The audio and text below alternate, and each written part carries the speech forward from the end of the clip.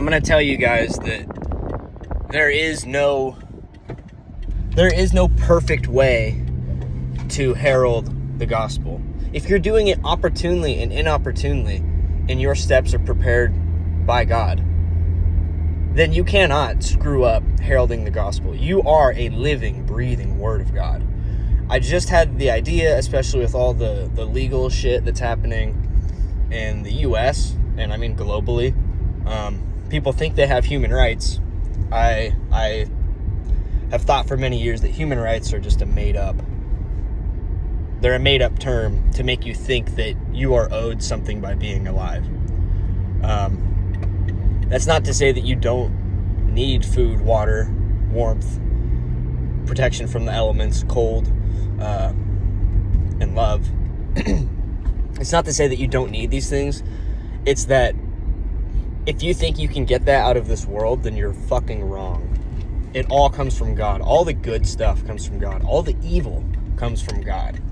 And yet, humans want to cherry pick and decide what side they're on, declare that I'm left or I'm right or I'm progressive or I'm conservative or this or that. And it's a bunch of bullshit because you're dividing yourself from other people that have the exact same experiences as you in a relative understanding.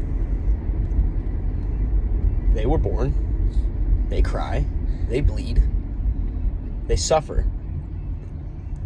And it's really not difficult to address God under the terms of grace, because grace says it is all of God, it all will return to God, and all will recognize God as God. That is a sin to not recognize God as God. But the thing is, Christ accomplished all for sin anyways. He already died to sin, that he would be raised into immortality in vivifying spirit. God did not make Christ alive with vivifying spirit until he had already gone to repose and not existed. I want to talk about how there is still the Old Testament. What is the Old Testament? The Old Testament says that you will do the 10 Commandments pretty much. And then Christ came and simplified it and said, love your neighbor, love yourself, love God. Love God above all. And yeah, they had laws and they had rules that were still in place from generations and generations of doing the same thing, which you call that tradition. I call that insanity. I call it expecting a different result, the same action. Tradition is the other way. They expect the same result and do their best to stick to the same action. Forrest is eating his foot. Does that taste, kid? Yeah, it's probably not the best. But in legal terms, Israel still matters. Israel still has their calling. And the whole world is still stuck thinking that that's the only way that this works, is the way that Israel operates. And people hate Israel. They don't love Israel. And there are nations that will be judged for opposing Israel. And we don't have anything to do with works. James said in the circumcision gospel that if you have faith but no works, then your faith is dead. Well, guess what? Christ was dead, and he was the one who had the faith. And then God raised the one who had, past tense, because he's dead at that point, the faith. So, if Christ is dead, therefore he has no faith. Because Christ does not exist to have faith. The faith he had at the point he died, he knew his Father would raise him. Israel doesn't give a shit about that. Israel wants you to look perfect. Look godly. Present yourself. You know what God tells us? Scumbags, those who are as a pattern of Paul, who once held ourselves probably as highly as Hebrew of Hebrews, a Jew of Jews, a Pharisee of Pharisees. You know what we are? We, beyond all legality, beyond all the legal jargon, the mumbo jumbo, the fluff, I talk all fancy. We are hopeless sinners who realize that sin is no longer active and that Christ took on sin and became a body of sin. What does that say about us? If Christ's physical body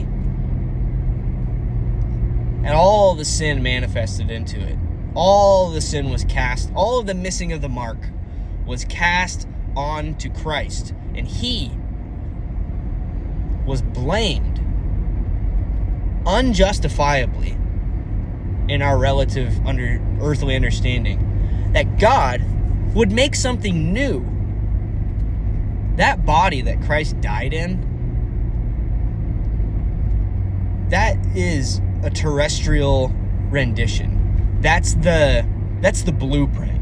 That's the sketch. That's what you have before you do the final product.